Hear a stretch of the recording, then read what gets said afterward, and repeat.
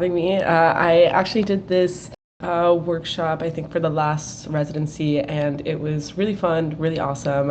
Hopefully, I don't repeat myself too much if you saw the recording, but I'm very big into Q&A and things like this. So, I'll go into everything, and then afterwards, please do not hesitate to ask any questions. You can type it if that makes you feel more comfortable. We can have a conversation, whatever. So, yeah, let's just jump right into it. My name is Sofia Garcia. I'm so happy to be here with you guys. I am the founder and director of ArtXCode. We have been supporting the contemporary generative art movement since around like 2016. We manage and represent emerging and leading generative artists, and we also have an in-house creative studio that advises, designs, and executes on generative art exhibitions, online releases, and really anything in between. As the lead curator, I've organized a number of generative art exhibitions featuring NFT-backed artwork since 2019. And I've really spent the last 4 years, which in this space feels like 4 decades, working with artists to tell their stories, showcase their work in a meaningful way, and help advise them on their strategy moving forward. So I really want to start by looking into two core ideas. What does it mean to be a curator? And then what is generative art? From there, I really want to kind of explain to you my story, how I got into this, case study on, and provide kind of a case study on NFT curation and exhibition design. So let's just jump into it. So first and foremost, what is a curator? So if we look at the Cambridge definition, it's a person in charge of a library, museum, etc. Really broad. And so when we think about it, for a curator, the term to curate really is a broad and complex meaning. There are various types of curators and various practices of how curators operate. This category embraces many workers in the field of visual arts. So we have, art curators who work diligently to assist with various organizations' operations, whether art galleries, film festivals, art publication houses. We also have institutional and independent art curators that work closely with artists to build the relationships with collectors, develop projects, and really advance the industry of art. And then in history, we have cultural studies, museums, libraries, and these curators are really the caretakers of information, artifacts, artworks, and more, and they're mediators and preserve this historical knowledge. So, really, regardless of the field that a curator works in, their day-to-day really requires, extensive research, reading, writing, and of course, copious administrative tasks. I am always caught up in admin, and I wouldn't trade it for the world, but it is what it is. But generally speaking, a curator manages the process of making knowledge, history, and artworks visible to the public. And I think it's really important to also stress that there's no one-size-fits-all approach to becoming a curator. And we'll get into that a little bit later. So now that we've kind of gone over what is a curator, let's really take a look at what is generative art. So in the NFT ecosystem, especially, the term generative art typically lends itself to describe any artwork that's been procedurally generated with an algorithm. Under the contemporary vernacular, it's synonymous with digitally native artwork. Being said, according to some of the top scholars and theorists that study the subject, generative art can really be applied to any instance where an artist deliberately relinquished control, either partially or fully, to a functional process or system in the creation of an artwork. The term generative art is really a reference to how the art is made, and the method is independent from any particular technology. A prime example of this is Islamic tiling. Artisans follow really intricate rule-based systems to generate geometric designs. We can also look at Sol LeWitt as a generative artist. He provides a system, but he relinquishes control to another artisan who will go out and actually realize that artwork. The classification, I think, really does provide an interesting dilemma for the taxonomy of generative art produced with the computer, because regardless of the symbiotic relationship between the term computer and generative, a computer is not really required to create or execute a generative artwork. And then we can also look at the various types of computer-based generative art that exist today, like GAN, AI, machine learning work, But one of the most important distinctions I think that should be made between the relationship between, one of the key distinctions I think should be made is the relationship between the term generative art and algorithmic art.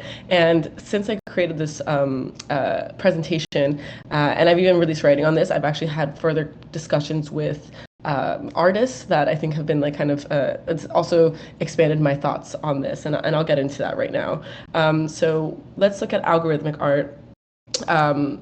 Really, this kind of any instance where an artist deliberately relinquishes control, either partially or fully, to a custom algorithm that results in a completed work of art. And so there's a key difference here. You are writing this kind of a set of self-executable instructions, and the introduction of a computational machine really to produce the artwork. And this idea of kind of emergence is really important in the algorithmic art when we look at long form generative art projects like on art blocks and FX hash. You really don't know what you're going to get. However, there's also this really interesting distinction between this idea of just code-based artwork, and there are artists who will write JavaScript and have a very, very clear distinction of what they want to produce. And so, with this kind of like working definition, does that fall under that description? I think we need to kind of like continue to research that a little bit further. But it just felt important for me to bring that up, because it's been racking my brain for a little bit in a good way. But here's an example of the code that Monica Rizzoli wrote to produce her infinite. Oh my God, what was it called again? I'm blanking out here. Fragments of an infinite field. I was gonna call it something else. But here you can see these set of instructions that she created, that she gave to the computer, and the computer is taking these instructions, it's reading it, executing it, but there's really this idea, again, of emergence that's really, really important, and really not knowing what you're gonna get. But at the same time, when we look at this type of work, you can see these 4 different outputs, and you know that they come from the same visual language. And I think that's really important when we look at these long-form generative art projects. And if you yourself are a generative artist and you're thinking about what constitutes a good long-form project, you really want to know very clearly. You can pick any 2 outputs from the 100, the 500, the 1,000 outputs, and know that they come from the same visual language. There's also really nice diversity here without breaking it. You can see any of these and know that these were produced by Monica and they're part of the same project. So those are just some of the things that I look at when I talk to artists. And give them critiques on their project. I think it's also really important here that there is a really nice display of variation. It's nothing too crazy. It doesn't make anything feel indistinguishable from one another, but there's also enough that it doesn't feel boring, and it doesn't feel monotonous. And so there's this really interesting balance at play between the two. Between the two. So anyway. So how did I get into all of this? How did it all come to be? I really kind of started off in the arts back. This is around a little over 10 years ago. This is around like 2011, 2012. Really into graffiti and street art and just all things, anything that had to do with a spray can. I was really into it. Really thankful for my friends at the time that I met in New York, who really introduced me to this world, and it was really fascinating. And I started working at a contemporary Chinese art gallery here in Miami, but kind of quickly realized that the traditional art world as it stood really wasn't going to work for me as an individual. I really loved it. I thought it was great. I was studying art history, but I really wanted to make sure that I could provide for myself. And it really seemed out of reach at that moment, at that age, to be able to really support myself financially going down this route, even though I really wanted it. But I decided to pick up coding classes. And so I took up a free coding class that was brought up here at one of the local colleges, and I learned this programming language called C. Some people might call it Granddaddy C. It's a really old language. They refer to it as a low-level programming language because you really have to work with memory, and it's really like down to the core of computer science is really the idea, where you're really working with the computer to make all of these things happen. And it was really, really fascinating to me. I mean, really difficult, I won't lie, but it really opened my eyes to our relationship with technology that I felt very blind to before. So I think beforehand, I could come into a space like this and just say, okay, this is really cool and I'm really enjoying this. This technology is so cool. But once I kind of understood what was going on behind the scenes, I no longer went into this space and said, oh wow, this is so cool. I was saying, oh my God, who did this?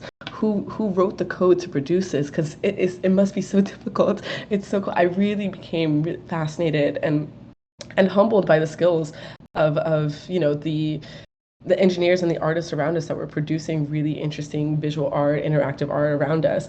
And um, from there, I became obsessed with the history of computer graphics, like fully unhinged, obsessed. I spent every waking hour researching, creating my own archives, and just really just jumping all in. It was fascinating, and I realized that while I was learning how to make these different applications, and things like that, I wanted to understand more about the creative side, and I was really lucky to have a dear friend of mine, his name is Willie Abendano, say, hey, why don't you check out processing? And that really changed the game for me. So coming across different books and things like that, trying to learn processing, I ultimately ended up finding P5, which is the JavaScript version. I fell in love with JavaScript. I thought it was really fun. And I'm really, really grateful to this man right here, Dan Schiffman. If you are not familiar with his YouTube channel, The Coding Train, I highly recommend you check it out. He is just an expert in the field. He is part of the Processing Foundation. He's been there since the very beginning. He is a professor at NYU, and he posts around like 10, 15-minute videos just going through everything from beginner friendly to really interesting projects. And it taught me everything that I really again, I would spend my weekends just sitting here watching his videos. He's so fun, so entertaining. So if you're interested in any capacity of generative art, I highly recommend you take a look at his videos. A lot of the artists that you see on art blocks and things will also kind of give their, tip their hats to the impact that Dan Schiffman's had and kind of the decimation of this information for all of us. He also wrote The Nature of Code, which kind of, really introduced this idea of natural systems into programming. So yeah, just really fun. If you can't tell, I'm obsessed. And so I really recommend you guys check it out. So with this knowledge, I started helping and graduating, working with Girls Who Code and doing some workshops there. And at that moment, I met this wonderful woman, Amy Renshaw, who brought up this idea of creating an organization called Cohort. I instantly came on board and helped make their curriculum. And basically what Cohort has been doing for around the last 8 years is teaching girls around South Florida how to make art with code. It's something that is so impressive. These girls learn a few things and really just go over the moon with it. And so, it was a really cool opportunity. I still work with the organization. Now I'm just on the board. I don't really teach workshops as much, although a few months ago, I was able to host a wine and code event, and that was for women. And some men came as well. So hopefully I can start doing more of those around town and doing these really awesome intro to computer science or creative coding workshops. But through this time, I was really into it. But again, I'm really just talking with younger girls, teaching them. I couldn't really find people my age or other artists who were doing it, and so that's really what led me to start ArtXCode. So in 2016, I started this Instagram account, ArtXCode, and it really kicked off with just my first post, me trying to learn processing, and just kind of posting that. And so I just trying to find other people who were doing this. Like who else is into this? Who else is making art with code? And so I was going crazy, doing all of these. Like hashtags. I was obsessed with hashtags and going through them every single day. And so there we go. And so, I start finding all these artists who are making really cool works, sharing their stuff. And around this time, I'm also working as a web developer, trying to make websites for people, making some extra money. And that's when I ended up moving to New York City, and I got a job at JP Morgan as a developer there. And so for the first time, I could make a salary to sufficiently provide for myself. And so I started to collect artwork from these artists that I'm showing you here. And so, that I had been following, and it was really exciting for me to be able to do that. And, around the same time, I'm going to these different like Bitcoin hackathons. MIT had this really cool hacking arts hackathon. That's where I learned about, the CryptoPunks and this idea of crypto collectibles back in 2018, 2017. And it was just, it was a really exciting time trying to understand like how these works, how all this stuff, works together. And so I went to this event in New York. It was a crypto art event, and actually a colleague sent it to me. I took work off that day, and I decided to go check it out. And while I was there, I learned about the Contemporary and Digital Art Fair. It was the first time I had really kind of even thought about presenting this type of work in like a physical space. But they said it was $75 for a booth, and I figured, look, I have $75. I've been collecting work from some really cool artists. Why don't I get some work together, and I can actually just talk to people about what's going on with code-based artwork. And so I organized my first exhibition or showcase of work with two artists, Dmitry Cherniak and Tyler Hobbs. This was my old branding. It was really inspired by El Lissitzky. I don't know if you're familiar with El Lissitzky, but I'm a huge fan. And so here we kind of experimented with two different posters. This one's just a flat design, and then this one is one that I actually coded in JavaScript. And it was just kind of fun, like playing around with this idea of how can we use code and JavaScript, which I was obsessed with at the time, to create these sort of like visual assets. And so it was a really cool moment. We were downstairs. This fair had the first floor had this like massive immersive space where they were blasting all of this digital art, but we had prints. We had plotter works by Tyler Hobbs. We had these giclée prints by Dmitry Cherniak, and we had this binder filled with code that you could kind of see all the corresponding code for each project. Funny enough, in this basement, we also had the CryptoPunks. Rhea Myers and Kevin A. Bosch's work was also down there. Some people didn't even know that this basement existed. Some people came downstairs and they were like, "Oh wow, cool." So it was luckily it was a really good turnout. But we had all these works on display, and towards the end of the fair, we had one work that hadn't sold yet. And so OpenSea was actually sponsoring this event. And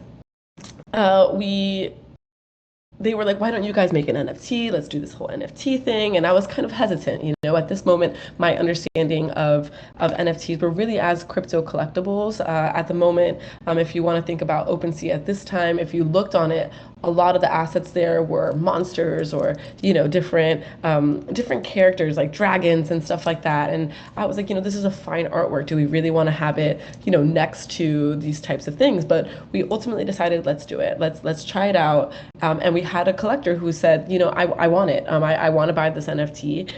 But they did say, can I just buy the NFT and not the physical print? And they wanted to get it at a discount. And I said, absolutely not. You need to take the print with it. But long story short, the collector ended up acquiring it for full price. And when I went to go drop off the work to him, I had to ask, like, why on earth would you only want the digital work? Why was the NFT important to you? Why wouldn't you want the physical as well? And that was the first time I actually ever saw a virtual gallery. So this collector had, I think in one of these virtual worlds had set up and built out his own virtual gallery and had these works on display. And it was just a really cool moment to kind of see how some of these collectors were thinking about it. I won't lie though. I mean, I kind of brush it off as like, okay, this is just something the crypto nerds are into and awesome, but I didn't really see it taking off that way. But regardless, in 2019, I really experimented, myself and Dimitri really experimented with NFTs as these certificates of authenticity for physical artwork. So we would make these prints, we would print out the code, and you could buy the NFT really as like, proving that you own it, and then I would come and bring you the physical work. Later that year, in 2019, we also organized this exhibition called When the Computer Made Art, based off the book When the Machine Made Art. If you're interested in like the history of computer generated art, I highly recommend you read it. It's a fascinating book. But this is another time, we kind of came together, kind of tried to push the boundaries a little bit more than what we did before, bring in more artists, look at AI generated sculptures. We had works from Helena Sarin, Manolo Gamboa Naon, who goes by Monoloid right now.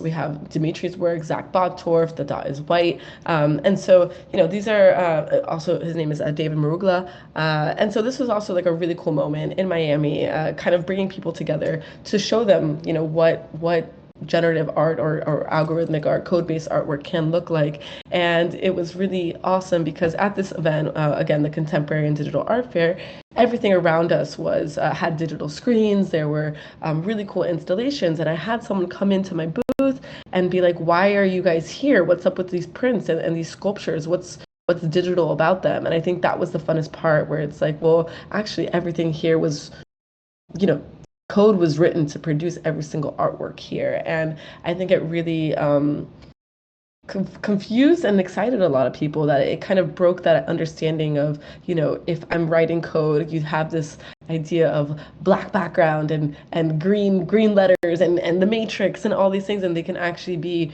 these really beautiful, organic, natural feeling artworks. And so, this was a really cool moment, and I finally felt like things were starting to take off. And so we were planning to do another show in Paris in 2020, and of course, we all know what happened in 2020. So the pandemic hit, this fair ended up being canceled, and it was a really big bummer, but something magical really ended up happening in its place. So we were working with this artist, Harshit Agarwal, a really talented AI artist. And, we were going to sell prints of these artworks. And we were like, okay, let's see when the orders come in and we can do these prints, so on and so forth. But, the infrastructure for these online art fairs weren't there yet. It just wasn't there. And so for the first time, we did an event and found that we didn't sell any work. And that to me was not an option. So I looked at Harshit and I asked him, like, how would you feel about putting your work up on Super Rare? Let's just see what happens, and we reached out to our friends at Super Rare, and they put him on the site, and it was this big aha moment. We listed this artwork, and we didn't put any prices. We just had him mint the works, and we started seeing bids coming in, and then all of a sudden we saw collectors placing bids higher than what we were even envisioning selling the prints for. So now, on a business standpoint, I'm seeing I didn't have to upfront the cost of production. We didn't have to handle shipping. And these collectors are very happy acquiring digitally native artwork without any sort of anything to put on their wall. They were happy to do it. And that was just such an aha moment. I changed so much of the way that I thought about all of this. On so many levels. And so, we decided, okay, like this is, we're here, our collectors are here, the artists are here, and it was amazing. And so later on, we started producing more of these, like, more NFT exhibitions. And, I was still working a full-time job at JP Morgan. I wasn't really like building out infrastructure. So how we worked was we would go on Super Rare, we would work with the artists, curate a selection of their work, have them transfer it to the ArtXCode wallet, where we had a separate wallet where we would collect. And we would just have the show. We would say superrare.co/artxcode. This is our page. You can go. And it was always really successful. We would get the messaging out there. We would tell the story about these artists on Twitter. Collectors would get excited. We share PDFs with a group of people that we were meeting online, and it was just so awesome.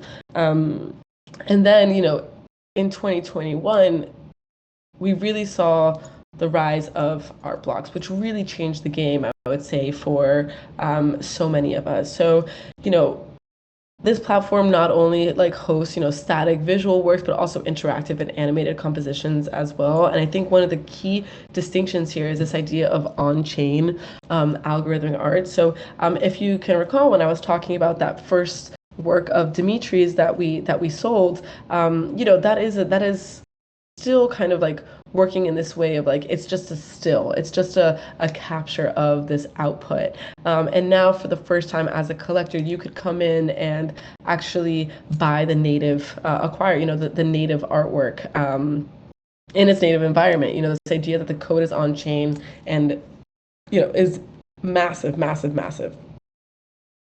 So, this was something that it was 2021 was absolutely wild, and seeing the success of Ringers was it was just another big aha moment where it was like, okay, before it used to take me a few days to sell a body of work, and now I'm seeing 1,000 works being sold out in 15 minutes. I'll never forget the day that Ringers launched. Dimitri sent me the link. We had done a whole interview. If you're interested, it's on YouTube, where he kind of describes the entire project. We were all really excited about it. And the day of launch, he was like, make sure to get one. I was like, yeah, I'll get one after lunch. Because again, in my thoughts, this is going to take, a few days to move. And all of a sudden he's like, did you get one? And I was like, no, not yet. And he's like, well, everything's gone. It all sold out. So I ended up having to buy one on secondary, but I was just like, who are all these people? What's going on? Who are all these people who love generative art? And it was just such a cool moment. And so, as I mentioned, I had spent the last previous years producing these sorts of like showcases both online and in person. And it was really something that I did for fun and for the love of it all. And 2021 was such a big year in terms of market value that we started seeing a lot of people really focus on sales come in and kind of, I won't say hijack the narrative, but kind of attempting to co-opt and insert themselves. And so, we started seeing NFTs at auction houses, like Sotheby's and Christie's, who kind of proved that they lacked the understanding, or honestly, it felt like they lacked respect for digitally native artwork. And I had to admit, I fully took it personally. I saw works that I had adored, works that I had curated, being just being exhibited in haphazard displays and curated under the basis of like, will this sell at the highest price, or thrown on a TV screen because like it's digital. I don't know. And it really frustrated me. So I ended up in 2021, I ended up quitting my job at JP Morgan in an attempt to address a single prompt, which was, how does our relationship with digitally native artwork change when experienced in a physical space? And so I really channeled this frustration and decided to organize a large-scale exhibition focused on generative art during Art Balls in Miami, which I aptly named The Digital, and really this idea of walking into the digital space that we had been engaging with over the last few years. And this was really my attempt to translate that beautiful, culturally rich digital ecosystem we engaged with into the real world that I think seemed really confused and dismissive about what we were doing. And I think, to this day, some people still are. And so, we explored these questions by presenting a series of art prints, digital frames, projections, and every piece was made up of lines of code that to this day live on the Ethereum blockchain. And, by bringing these NFTs into our physical world, the exhibition really sought to contextualize on-chain generative art as a formative movement within our contemporary culture. So I'm going to walk through the loose framework of my key findings, or prompts that I asked myself as I went along with this personal crusade of digital art exhibition and curation. So as a curator, it is my job to know your story as an artist and to be able to tell it properly. It's considering whether an exhibition makes more sense in the digital or the physical world, or perhaps even both. As an artist, I think it's really important to really think through the life cycle of your work. For the majority of digital artists engaging with NFTs, they kind of consider the life cycle of the work complete once the work has been minted and acquired. But it's really no longer enough to just create your work and then just rush to mint it. What you're doing is important, and when you mint an artwork, you are registering it on this global ledger for all to see. Document it. Think through the purpose of the work. Consider the literature on your hopes and dreams for the piece. This also gives you space to consider, would you like to see this work as a print? If so, on what paper? Perhaps it should be projection mapped. Perhaps you have, an idea of how it should really look on the screen, and you want other things associated. Think about it. It's your artwork, and it's really important that you document that. And the reason that I say this is because at the same time, it's also not that simple. And the NFT ecosystem has provided a new complexity to curation um, uh, and exhibition design. Sorry, realizing that I was supposed to be talking on this screen this entire time, but this is kind of, just thinking through curation and the life cycle of your artwork. So now when we have this display dilemma, like when we were thinking about one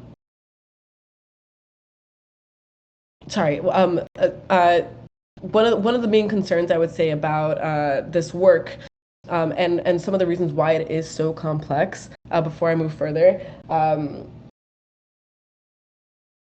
In this show, we did not have any of the artists sign the artworks. These works, the prints that you see on the wall of the ringers, the works that you see here on Himmins, these were really sought to, they are displays of the artwork. So I found myself having this conversation with new collectors who came into the space, trying to understand what all of this is. And I said, you can take that work off the wall and run away with it. Does not mean you own the work. And I think that's another key distinction in our space when we think about the nuance around display and whether or not you want it to be that way, because it also could have been very clearly said in these tokens, this work comes with a one-of-one print, and these works are glued together. They're supposed to be together, and if that was the case, then that would be the artwork. But in this case, these works were minted. These were kind of printed after the fact and exhibited in this way. And so I think it's just really important to kind of like throw that in there, just to really think about the different ways in which this all kind of can manifest itself in display in the conversations that we have around ownership and the final artwork. But again, this display dilemma, the decision is yours. And so, we had a lot of questions and considerations into the display for the various artworks that we were exhibiting. For example, Casey Rios. So here we have a really great example. This work is circular, it's animated. Every time we see it online, it's being presented in this sort of grid fashion. And, I was really thinking about, how should we show this work? And I started going through ideas, but then it was kind of like, okay, actually, let me just reach out to Casey and see what he thinks. And this is a really key moment where this artist knew their story. Casey very quickly responded to me, I want to see, 3 circular, why am I forgetting the word now? But we basically made like these three circular, I'm blanking out on the word, but we projected onto them and projection maps, and that was something that he asked for. You know what I mean? He sent us the requirements, the specs. He sent us examples, and so it was really easy for my production team then to take these instructions and build on them. And so it was a really special moment to see these works the way that they should have been displayed. And it's kind of again stressing the importance of really thinking about your artwork and how you would want it to be displayed.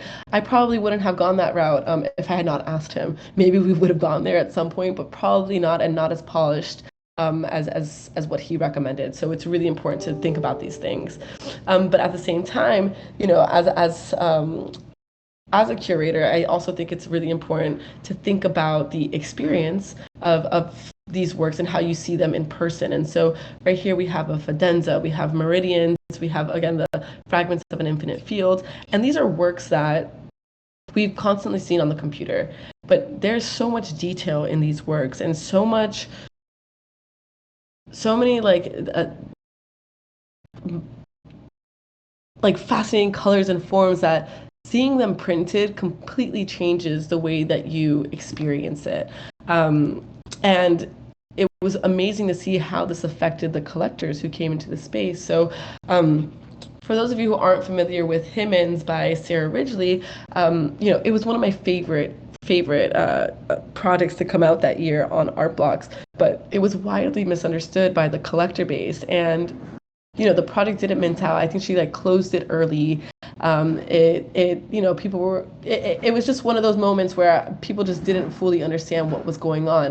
But once we had this work out there and people could come and see just how intricate and like delicate this work was at the same time. There's deckled edging. You see like these forms coming all over each other, and it's so soft, but again, made with this very rigid programming language. It really helped people connect with it in a whole other level than seeing it kind of small on their screen. And so I found to be a really big success that after this exhibition, people started collecting this project a lot more. We saw the floor price rise, and it was just a really cool moment to kind of see the impact of doing of actually caring for the display of the work and going out of your way to tell the story that maybe someone might not have heard or understood beforehand.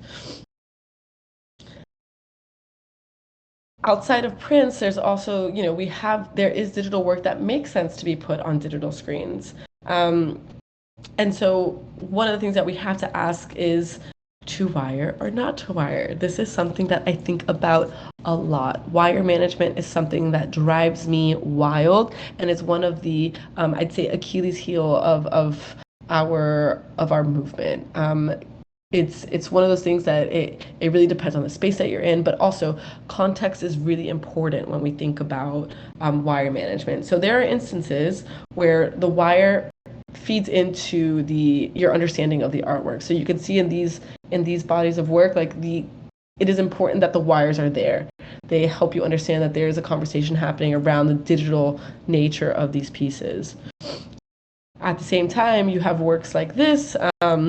This is at our exhibition that are not. These works are digital in nature. For example, when I was chatting with Jeff Davis, who created this work here, color studies, we were talking about prints and things of this. He said it is very important that my work is not printed, and it's because my work is a study on digital colors, not analog colors. So to take it outside and make it as a print completely decouples the work from its context and the way that it's supposed to live. Some of these works are this work is animated, this work is also animated, and so making sure that they could live in the space that they're supposed to, while also kind of getting rid of the wires and things that might kind of like distract you from what's actually the important part here, which is the work itself. And so when we built out this exhibition, we made sure that all the walls this was a completely raw space. The walls are actually made of canvas, and they're hollow. And so behind the scenes, we have all the different wires and the plugs, and you can't see them. We also had frames made for each of these screens. So these were custom screens that we had to get from a manufacturer in Taiwan. And then our production team made these custom frames that we could just plop on top. And again, to really kind of like create this illusion of just the everyday artwork that you would see on your wall. And again, giving them the space to have a conversation with each other while also being on their own and being able to appreciate them as that, and honor them for the works that they are. So on top of that, there's the occasional curveball. So it's really important to experiment. One really good example for this is the chromie squiggle. What is the best way to showcase this? And this is a work that means so much to so many people, and at the same time can be dismissed by others as, it's just a squiggle. And so for me, in this case, as a curator, I had to provide my recommendation to the artist and cross my fingers that he would accept, and I'm really happy that he did. So for me, I thought it was really important that this work really be respected as the kind of artifact that I really look at it as this kind of historical artifact that really represents an important movement. So I presented the idea of this work being a hologram. Because it was going to be a hologram, we were going to need to work with a 3D artist to collaborate with Eric Snowfro, who produced the chromie squiggle, to really translate it into this space. And I was really happy that he said yes. And so, this was a really cool moment where, we were able to present this work in a way that I think gave it the like put the weight on it that I think it deserved, while also kind of going outside of the traditional bounds. Like I don't think it would have felt as impactful to walk into the space and see it, on a digital screen. Maybe it would have, but there's something about being able to walk around and look at this as if it was this ancient artifact, that we do when we are at museums. That it was a really proud moment when I started seeing people come into the exhibition space and all of them gather around and kind of study it the way that that I had hoped for. So, these are just some examples of the ways that I think about curation. Again, it's not a one size fits all approach. There's always going to be something different, and there will always be different things to consider. So if there's anything to really take away from this as an artist, it's, hone in on your story, consider the display, wire management is important, and of course, experiment, experiment, experiment. So that's everything that I have for you guys. Thank you so much. If you guys need to contact me anywhere, I have this is my Twitter handle here. This is my email, and I'm available whenever you guys need. So thank you so much. And if you have any questions, I'm here.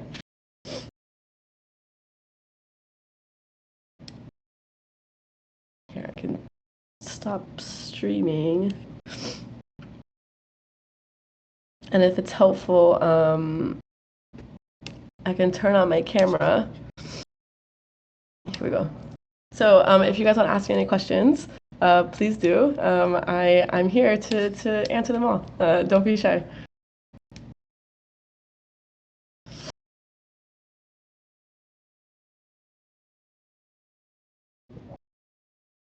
Okay, great. Let's see. Yeah, perfect.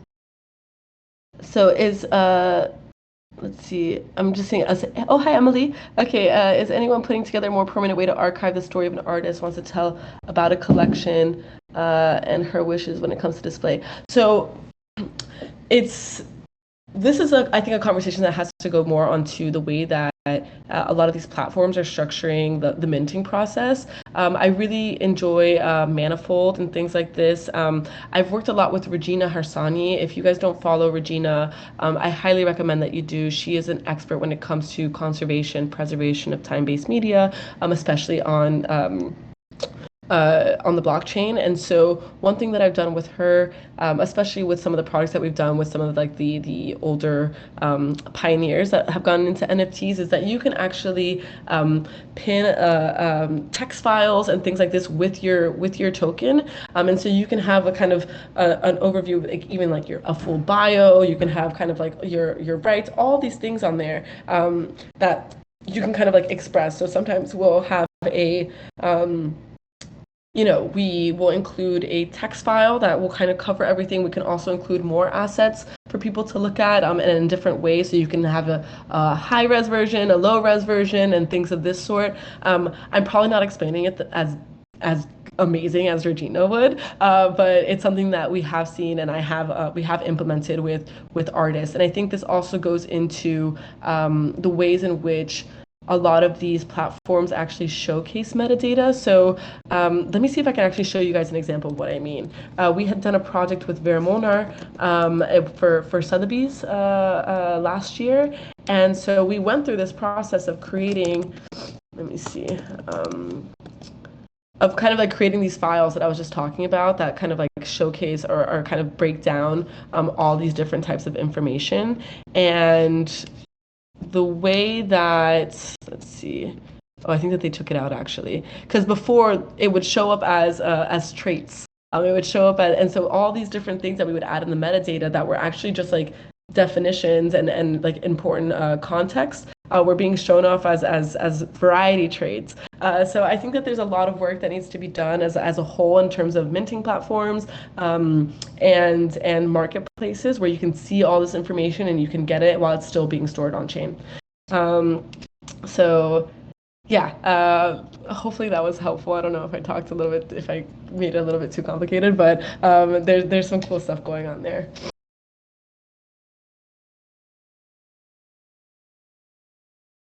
Regina's the best. I cannot speak highly enough about her, and she has done a really cool. She did a really cool presentation. I think with the Buffalo AKG Art Museum. I believe it was recorded.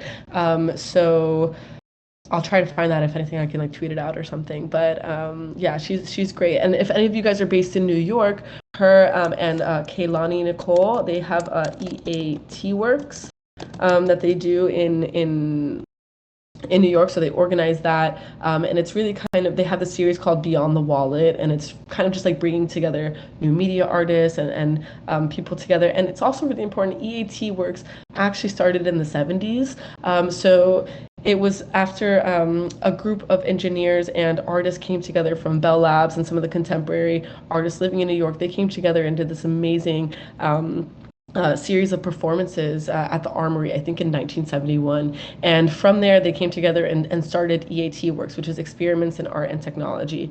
And it was run by Billy Kluver, one of the engineers' wives, for a very long time. And her name, and forgive me that her name is leaving my head at the moment, Julie, but she's amazing, and they had been running this for decades, and so it's been really cool to see them kind of take this and really bring it back up. And so now we have our own kind of chapter of EAT Works that's still going, and yeah. Cool. So the examples you showed from ArtXCode were native digital artists manifesting their work in physical space. Can you think of examples of historically digital installation artists moving into generative NFT sphere in a successful way?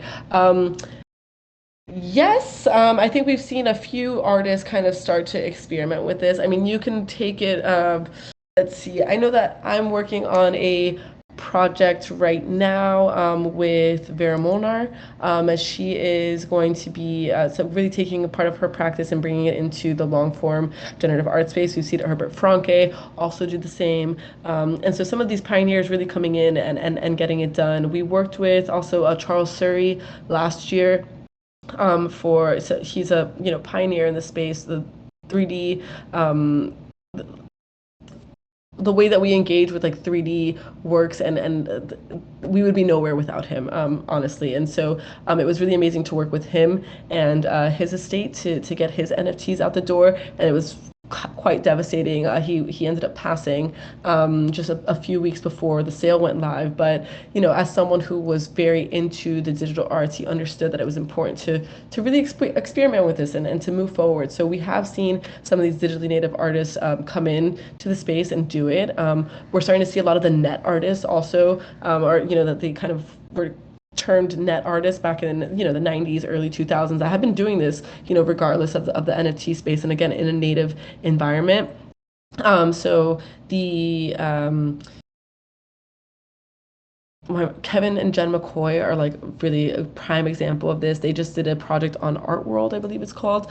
But Kevin is kind of one of the first, arguably, created the first NFT. He did it with processing, so it's a generative artwork. But they kind of made their career on a lot of new media type things. And if you're also not familiar with Rhizome has been around since 96. They specialize also in this kind of like conservation of digital media, and they're also engaging in the NFT space a little bit more now, but they've been doing this and preserving it and really looking into this for decades. And so really take a look at Rhizome and the artists that have been engaging with them. Oh my God, why am I forgetting his name? Because there's another artist who did a project on I think Artblocks and FX Hash, and he's so important. But he came into the space and also released some really great works. So these artists have been doing artists have been making digital media before the introduction of NFTs. A few of them are coming in and embracing it. Others are kind of, I think, still kind of looking at it in a being a little bit more skeptical, which is fine. I think there's still a lot of growth to happen in this space, and we'll give them their space. Let's see. All my work is based on intricate hand drawings, and I've always been curious about the idea of combining generative art with what I do. Can you give some examples of people that have made this type of combination? Actually, Tyler Hobbs is a really great example of someone who works with their hands while also really employing this kind of like systems-based approach of creating. Martin Grasser is another one. But I'll just give you an example of what he did and the works that we actually showed in our first exhibition. So let me see if I can pull up some examples really quickly, just so you have an idea, and I'm not just talking into the void with no reference. All right, let me share my screen one more time. But for this project specifically, let me go back. For this project, he's actually a very skilled artist, Artisan, loves writing with his hands. And so for these, what he did was he actually took a Wacom tablet. I don't know if you're familiar with a Wacom tablet, but it's something that a lot of designers will use that will basically translate your drawings into the computer. But what he did was he wrote this program to basically take his drawings and turn them into one single line. And so he took this tablet with him to figure drawing classes, and through there, he was able to create these really interesting compositions, and then had them exported with the pen plotter. So these are also this is a blend of, I think he hand drew this figure here, but then allowed he programmed the plotter to create this background image. And so, there are different ways where you can kind of use these like natural or like I guess like organic forms and traditional techniques, while also exploring with the computer and generative systems. So I would definitely recommend taking a look at the plotter. The plotter is a really fun way of kind of being able to do this. And I collect his paintings and his plotter works. You know what I mean? But again, no one size fits all approach. I think that there are ways that you can do it. But if what makes you happy is working with with your hands, or like these like material items, I would definitely recommend looking into a plotter. I think that would be really fun.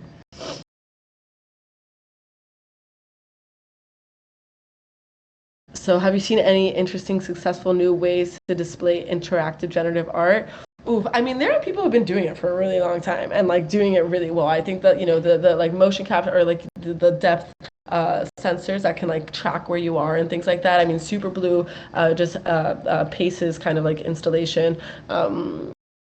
They do a really good job, but I think successful interactive displays have kind of like, I feel like there are enough skilled people to be able to do that on a large scale. I think what we have to think about more is, I guess, a more commercial way of engaging with, and by commercial I mean just like more widespread. Like, can I create an interactive artwork and have it be in someone's home? I haven't really seen any screens that do that, or kind of have that kind of camera that would be able to track it. It's also important to remember that most works that are doing that are going to probably take up a lot of memory, or going to need a lot of power to do so. So kind of creating a slick frame that can also be able to run these types of programs is a little difficult. I know that I remember talking with Danvis. That was something that I know that they're looking at, but I think it's going to be some time before we can start seeing like an everyday frame that would be able to accommodate that sort of practice. But if you're talking like big scale installations, yeah, I mean those definitely. That's something that can be done. I'm trying, like the Connect has been around for a while. The Connect is really, really powerful with that. And I've seen a lot of really cool exhibitions be able to take off just from fiddling around with a Connect and a projector. Yeah, small. Yeah, that would be cool. I mean, that gets more into like a hardware discussion, I would say, which I wouldn't say is my area of expertise. Yes. Okay, so Sasha Nathaniel Stern's project. So this is a really great example, but also was using a Connect and projectors. I have a really awesome video.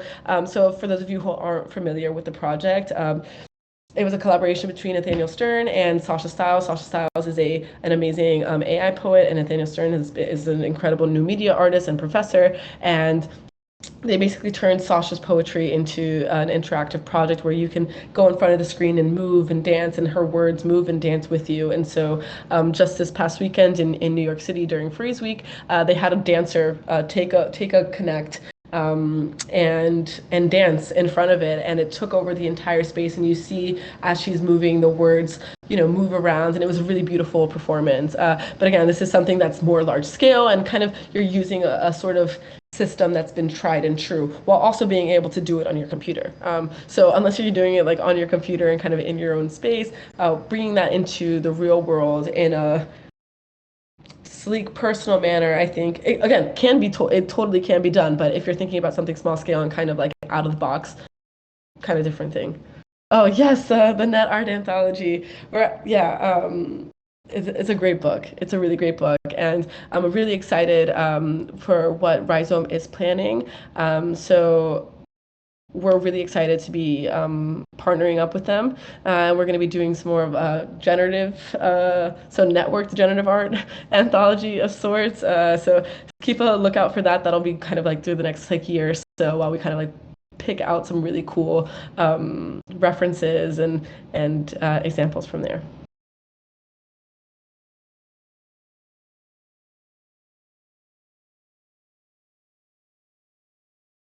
Yeah, they are the and I think when they first came out too, I think they had a hard time getting them all sold, and they're done on like newspaper print, but they're great. If you're ever in New York, you have to head over to the New Museum. I think that they might have. I'll ask them though about what we can do about getting your hands on a net art anthology. Actually, when we did our show in Miami, I had a whole spot filled with books that people could go through. I have gotten my hands on the Net Art Anthology, so the next exhibition maybe we'll have it there so people can take a look. Just borrowing for an extended period of time. Well, are there any more? Does anyone have any more questions, or like even when it comes to curation or thinking about your practice? If there you want any sort of insight, like I'm here. Take advantage. Upcoming shows and exhibition. Ooh, that's actually a good question. I have yet to make my way to California for the Coded exhibition at LACMA. I would love to go see that. Also, the Next Museum in Amsterdam. They're showcasing. I know that they just redid their curation. I went to Amsterdam, I think last summer, and I was obsessed with that museum. They really do such a good job of, kind of bridging that gap between are really just showcasing Web3 works in a way that I feel is just like very respectful. Big fan of Next. So if you're ever in Amsterdam, go by and check it out. It is just so, so cool. And I have to say that artists that we represent, Entangle to Others, which is Sophia Crespo and Felica McCormick, have their work on display there now, and it's looking really awesome. So those I would definitely love to find my way over there so I can go check it out.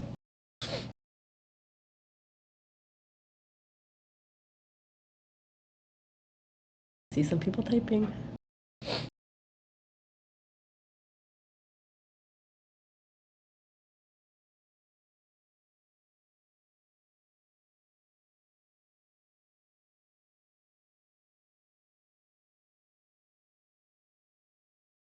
Oh, thank you, thank you. It's been really great. You guys have this has been awesome conversation. Even though I'm kind of like talking at you, but this is fun with the chat. I'm really happy that it's here.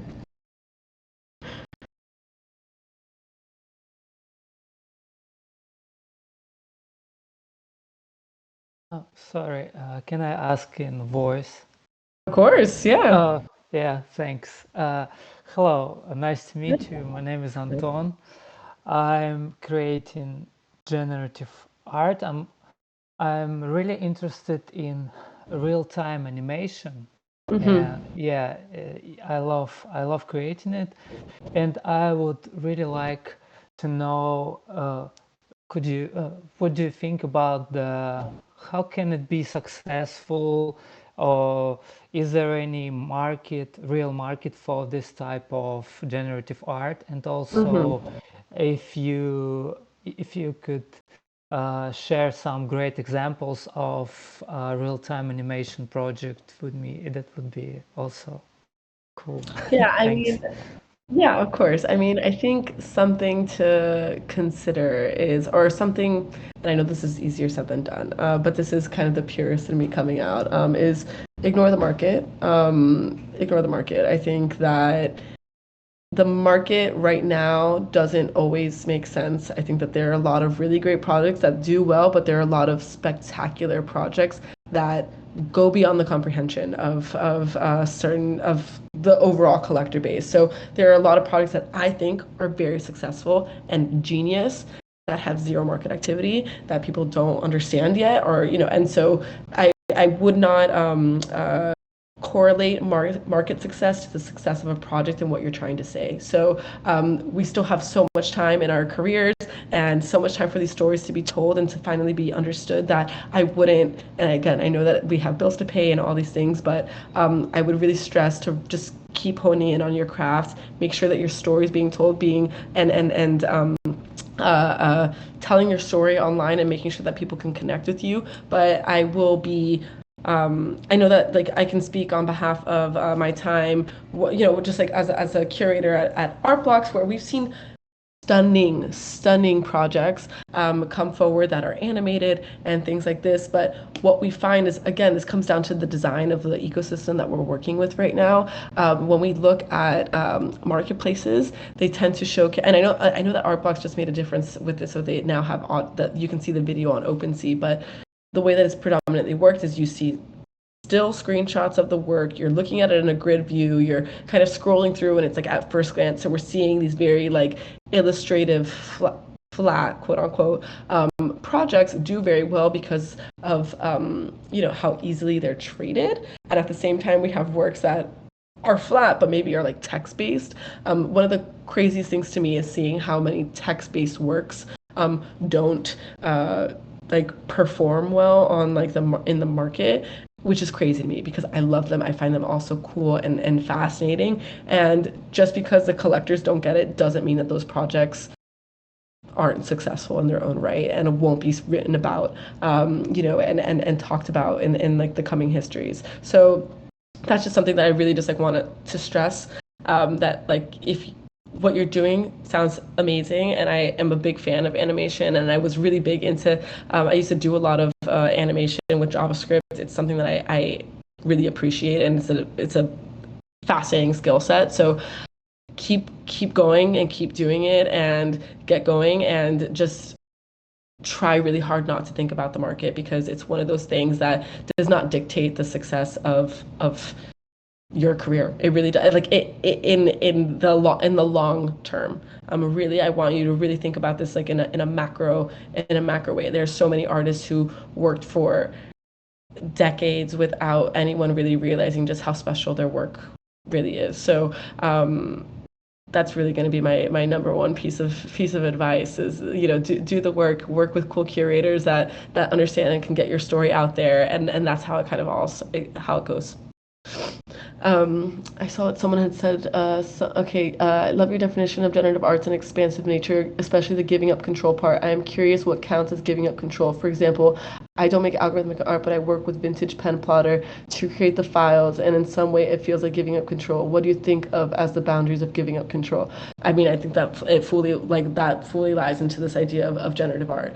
And then I think that's why there's that importance of kind of talking about the difference between generative art, which is an umbrella term that like fall that like I can talk about algorithmic art and generative art and all these. I mean, I could talk about algorithmic art and code-based artwork, and it falls under that umbrella of generative art. But I think it's really important to introduce this idea of the computational machine and its role in producing these works, and this idea of self-executable instructions. So, the computational machine, the algorithm that is, which is following its own instructions and producing them, I think is a really important distinction when we talk about, generative art and then generative art on the computer or like in the browser. And then even further, what do we look at as like, generative art on the blockchain that's being run on the blockchain? We haven't really, we're so in it, it's hard to kind of take a look back and like start giving these like definitions out so freely. But I think that I think it's just worth the conversation. And so I'm assuming that I'll be calling it algorithmic art now. In 15 years, someone's going to say, well, no, actually, and I'm open to all those conversations. I think, right now we'll see what happens. But even the other day, kind of having this conversation with an artist and saying, algorithmic art, and they really push back and they're like, well, code-based artwork is also is an important and a broader definition of working with code, because again, like I can go in JavaScript and say I want to write a circle, I want to draw a smiley face with JavaScript, and I can draw that smiley face in JavaScript, and if I press refresh, there's no surprise there. There's no this idea of emergence that happens with kind of the systems-based approach to creating artwork. And so I think these are like important conversations that we have to have. And again, thinking about the taxonomy of all these all the different ways we use code to produce artwork. Cool. Yeah. Thank you. I'm glad it's helpful. It opens up a lot of like different, I guess, like doors into like thinking about it. But I think as a whole, it's a little bit more helpful than just saying generative art. But there is a reason why generative art was used to describe. Like we came here for a reason. It got to be used to describe computer-based art for a reason, and it really goes back to this philosopher and educator Max Benz, who taught in Germany at the University of Stuttgart, and worked with Georg Nies and Frieder Nake, who are pioneers and considered some of the first, or if not the first, computer-generated artists. And he really studied this idea of generative aesthetics, which was kind of this idea of an objective stance on critiquing aesthetics, and that there's like a systemic way of viewing order and disorder. And so because of this, and because of the way he viewed this study and introduced it, these artists who kind of got their hands on some of the first computers started experimenting with this idea of order and disorder and a mathematical approach to it. And so instead of saying, I am a computer artist, they were saying, I'm a generative artist,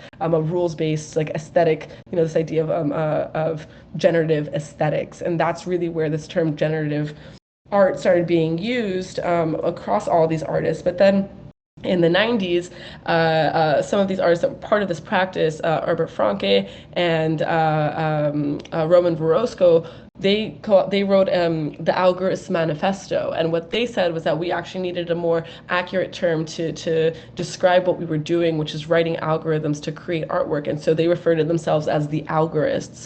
And there's this really wonderful paper that Frieder Nake wrote, Herbert Frank. Frieder Nake wrote that he said, the correct term would have been algorithmic art. And so this is kind of, again, this idea of the algorithmic principle entering the world of art and visual art, I think was really important. But, generative art, this term didn't just pop out of nowhere. It's really kind of like where it came from. Does this make you an algorithm? Yes, you are an algorist. Yes. Here, so I'm really excited. I wrote a whole chapter on this for this upcoming Taschen book that's going to be called On NFTs. And so my chapter's on generative art, and I kind of start pitching this idea of saying algorithmic art instead. And so I go through all of these. I kind of go through the history of all this, and I list all of these artists. But here, Frieder Nake, Georg Nies, Max Benz, if you want to like go through his stuff and his writings, it's really fascinating. And again, it all kind of comes from even before then cybernetics and this idea of information, but like packaged information as symbols and data, and like that kind of like cybernetics, generative, it all kind of goes into play. And the reason why he even used the term generative aesthetics comes from, I think, Noam Chomsky and this idea of generative language, and that's where, and that all languages kind of follow the same sort of structures, nouns and things like this, they all kind of follow the same structure, and that was his study on language, but highly influenced Max Benz, and also highly influenced the creation of computer programming languages based off of that. So it's all interconnected in its own way.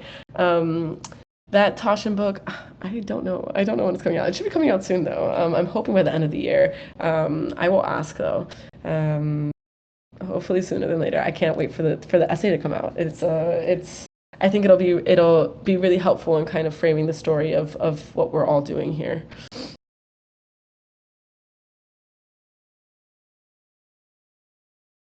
Actually, I'll give you this link on the Algorithm from Roman Verosco where he kind of talks about all of it.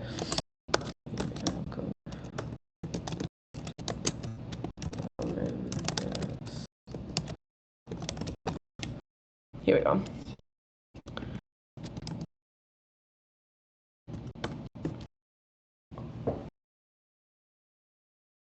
And I think my favorite part about that website is that you can tell it was built like in the early days of the internet. He's using tables for his layouts. It's a pure HTML. So I don't even think there's any use of like CSS in there. It's amazing. So check it out.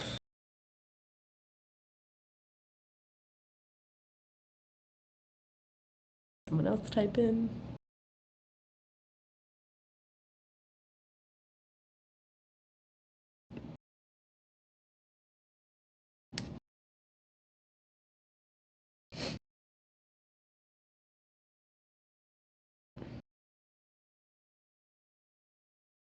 I know, but the idea, I used to be like, I was a web developer for a really long time. So the idea of using a table to create a layout is very, very stressful to me. You have to use tables actually for, I don't know if anyone knows just how difficult it is to design a really good email. Email clients are terrible. And so like creating like really nice email signatures and things like this, you have to use tables and stuff. And I remember joining a new team at JP Morgan, and they basically were like, we're sorry, this is not what we hired you for, but we're desperate, and this week we just need you to make us an email signature for all of us to use. And when I tell you, like, I thought I was a pretty talented developer. When I tell you that, like, that took me way too long, and it was so painful. Yeah, so those are my thoughts on tables and emails. It's tough out there. Oh, amazing. Oh, congratulations. Okay, so it's supposed to come out in spring 2023. Okay, cool. So hopefully, in the next month or so, it should be coming out.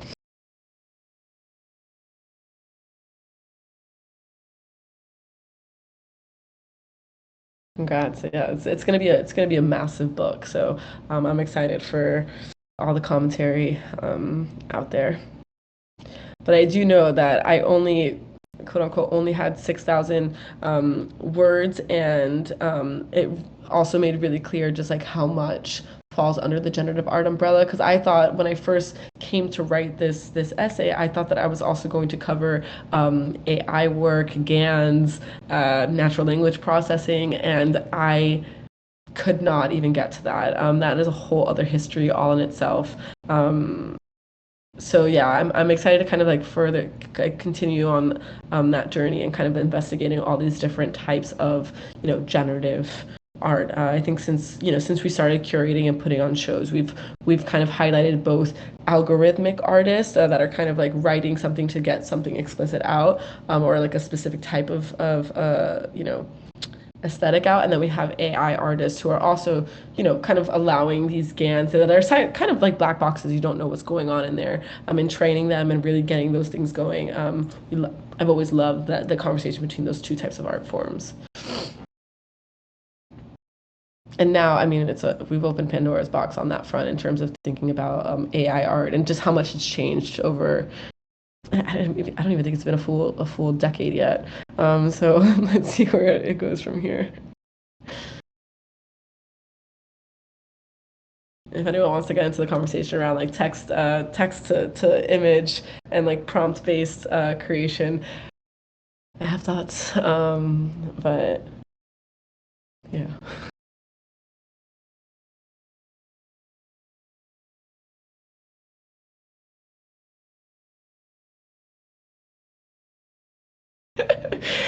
Okay, I'll give my thoughts on more of let's see, I'd say when it first came to play, I was like frustrated that there was like some sort of I wouldn't say it's an anger, but I was just like, oh, like it's kind of like this like training wheels approach to get a really like a final visual output. You know what I mean? Like you can get an output that like feels really nice and complete and fresh with very minimal effort. And I think when I first what made me so fascinated with AI work, and especially these like early GAN artists, was the effort it took to train their models, and how personal that was for a lot of them. And so when I started seeing that I could, an everyday person go and write a prompt and get an output out, I was like, hey, wait a second, like this is weird. But at the same time, I think that the fact that I felt anger in a way was good, and I wanted to explore that a little bit further, because when computer generated art came out, people were upset too, like what the hell are you doing trying to take something that's so human, like painting and drawing, and give that over to the computer? It's immoral. And so where does this kind of have its a conversation in there? And I think I've been pleasantly surprised with some of the outputs that have come out, with text to or prompt-based artworks that are actually really fascinating and beautiful. There was an artist that I had been collecting, and she's an amazing AI artist and has, a researcher at Columbia. And I remember seeing, and I've exhibited her work many times, and I thought I was pretty familiar with her practice. And then I saw her work on display at another gallery, and I was like, oh my God, this is so different, so cool.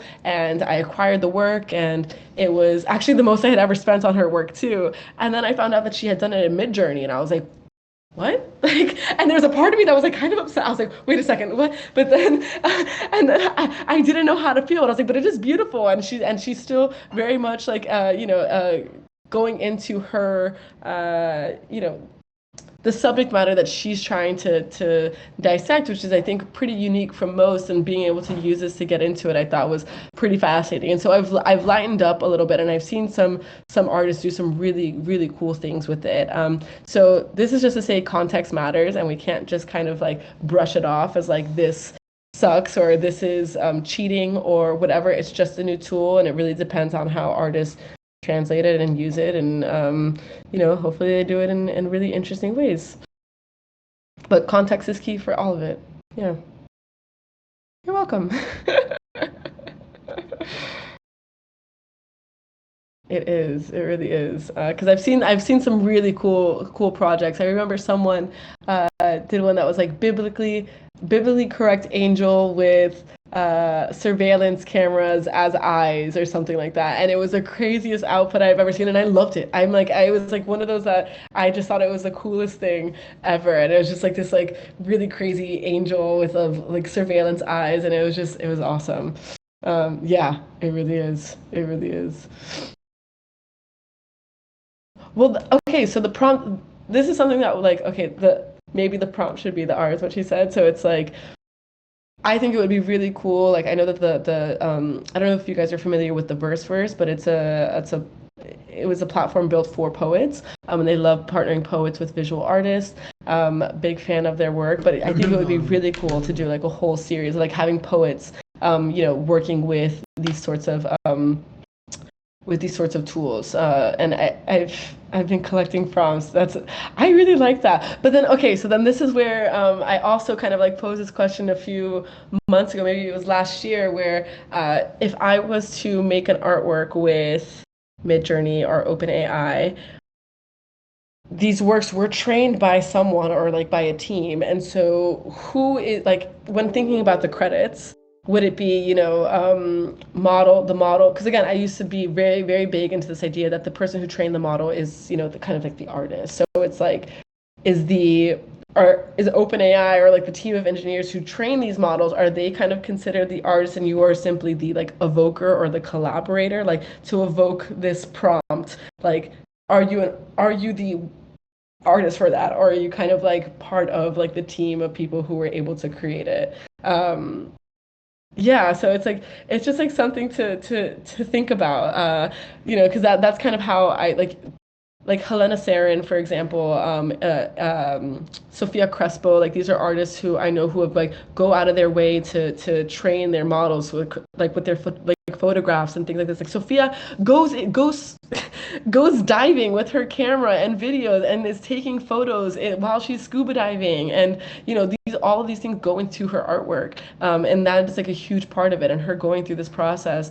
Same thing with Helena, she's drawing, she's taking photographs, and these are what she's training her models on. And so they're there from the very, very beginning. But then I guess you can then argue like the the technology that they're using to train these models, do you have to give credit to them? If I'm making an artwork with P5, am I giving credit to Lauren McCarthy, who created, this JavaScript library of functions that made it easier for me to create this artwork? I don't know. It's a slippery slope, this conversation, but still, it's something to still worth talking about, I'd say.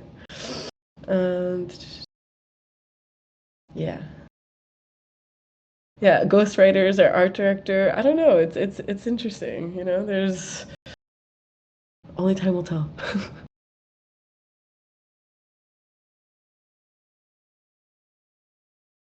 Yeah, exactly. Do you give credit to the person who made the paper, the ink, or the paint? But when I do make a print, I'll say it's on Hahnemühle, like German etching paper, which is a brand of paper.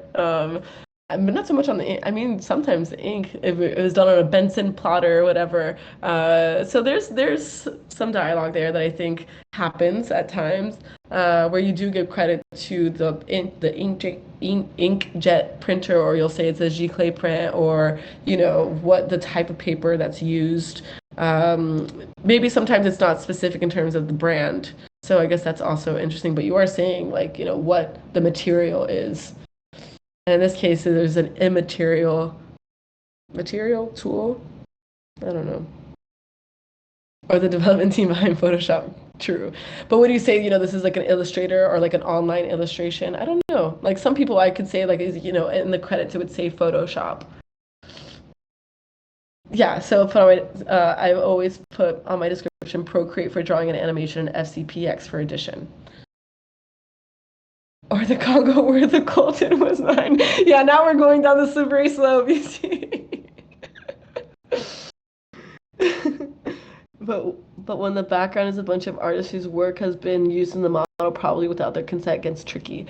Yes, I mean, I think this is where it is complicated because it's depending, I guess, where you post the work and what because like when you post something on Instagram, you are agreeing that, like, they can do whatever they want with it, like it's no longer your, like you kind of like sign your rights away all the time in like different ways. And I know Anne Spalter has a lot of really interesting ideas about this, and I think because her and I had gone into a sort of debate on it once, and her view is like it's really taking in like the global human consciousness in a way that it's like taking in all this information and spitting back to us, and like our global like networked psyche in a way, which is interesting. But yeah, I had to. It does get tricky. Yeah, yeah. It is what. But I think one of the craziest things I saw when the introduction of NFTs in general was artists who used to use their Instagrams to just share their work. They stopped. I mean, we've seen a lot of people just stop sharing their work freely. And I think for better for, you know what I mean? It's like, I'll share my work, and if you like it, you can put your likes aren't gonna do much. Just buy it. So it's an interesting thing now that I'm seeing more artists actually be more guarded about what they put online because of that. Yeah, Google crawling all of our web data. It's true. It's true. But no one can do it like you. You know what I mean? That's also the cool part.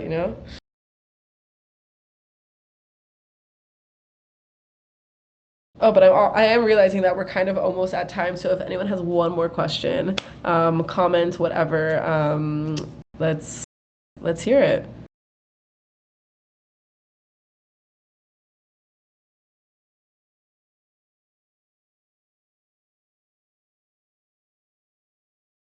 Yes, honestly, Twitter would probably be better. I am a monster when it comes to my emails.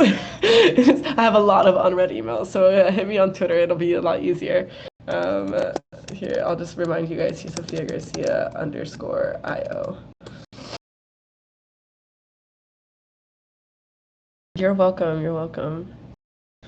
This is great and great questions. Good discussion all around.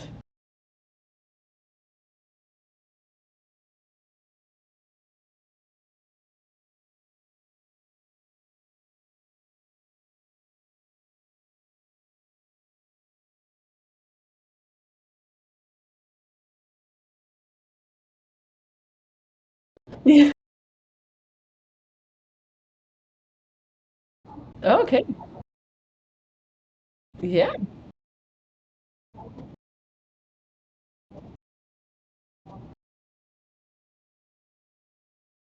Oh, sorry. Yeah. And then so then there's an ArtXCode's Instagram. I mean, Twitter. I'm also on Instagram, but that's more just me posting that's my more personal. It's like my friends could care less about what I do. So Twitter's more professional. Instagram is more just fun stuff. So you guys do what you want.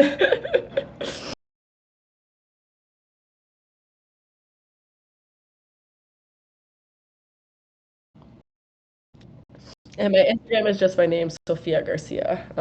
No underscore IO. Same. Yeah, Artist Code is everywhere. It's under Artist Code underscore IO. Yeah.